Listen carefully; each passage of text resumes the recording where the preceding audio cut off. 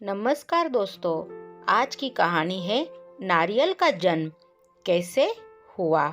प्राचीन काल में सत्यव्रत नाम के एक राजा राज करते थे। वह प्रतिदिन पूजा पाठ किया करते थे। उनके पास किसी भी चीज़ की कमी नहीं थी। वह धन दौलत से लेकर हर प्रकार की सुविधा से समृद्ध थे। हालांकि इसके बावजूद भी राजा की एक अभिलाषा थी जिसे वह पूर्ण की चाह रखते थे।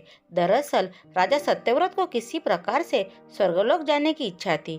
वह अपने जीवन में कम से कम एक बार स्वर्गलोक के सौंदर्य को देखना चाहते थे, लेकिन उन्हें इसका मार्ग नहीं पता था।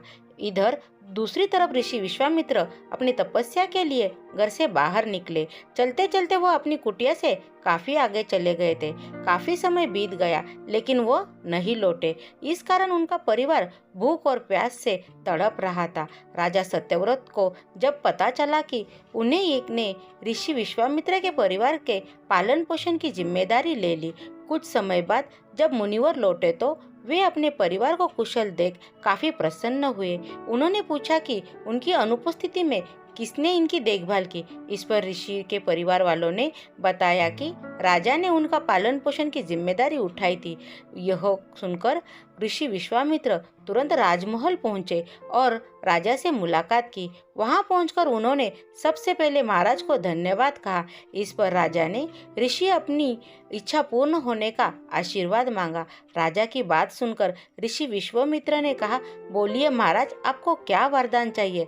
तब महाराज ने कहा, हे मुनि, मुझे एक बार स्वर्गलोक के दर्शन करने हैं। कृपया करके मुझे वहां जाने का वरदान दे।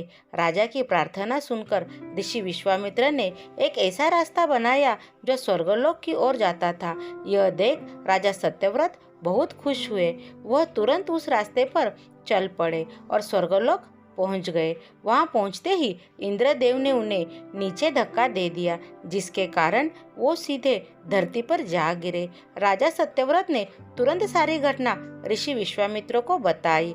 राजा की बात सुनकर ऋषि विश्वामित्र गुस्से से आग बबूला हो उठे। उन्होंने तुरंत सभी देवताओं से इस बारे में बात की और इस समस्या का हल निकाला। उसके बाद राजा के लिए एक नया स्वर्गलोक बनाया गया। नए स्वर्गलोक को पृथ्वी और देवताओं के स्वर्गलोक के बीचों बीच स्थापित किया गया था ताकि किसी को परेशानी न हो। नए स्वर्गलोक से राजा सत्यव्रत को बहुत खुश हुए, लेकिन विश्वामित्र को एक चिंता लगातार सता रही थी।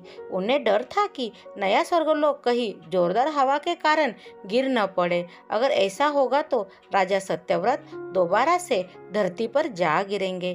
काफी सोच विचार के बाद ऋषि विश्वामित्र को एक उपाय सूझा। उन्होंने नए स्वर्गलोक के नीचे एक बहुत लंबा खंभा लगा दिया ताकि उसे सहारा मिल सके। ऐसी मान्यता है कि नए स्वर्गलोक के नीचे लगाया गया खंभा एक विशाल पेड़ के तने के रूप में बदल गया। यही नहीं, कुछ समय पश्चात जब राजा सत्यव्रत की मृत्यु हुई तो उनका सिर एक फल में तब्दील हो गया।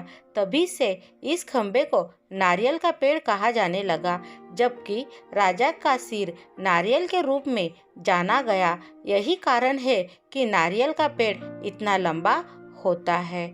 इस कहानी से हमें ये सीख मिलती है कि अगर सच्चे मन से किसी की मदद करें तो हमारी हर ख्वाहिश पूरी हो सकती है। Thank you. आपको ये कहानी पसंद है तो प्लीज़ मेरे चैनल को सब्सक्राइब कीजिए, कहानी को लाइक कीजिए।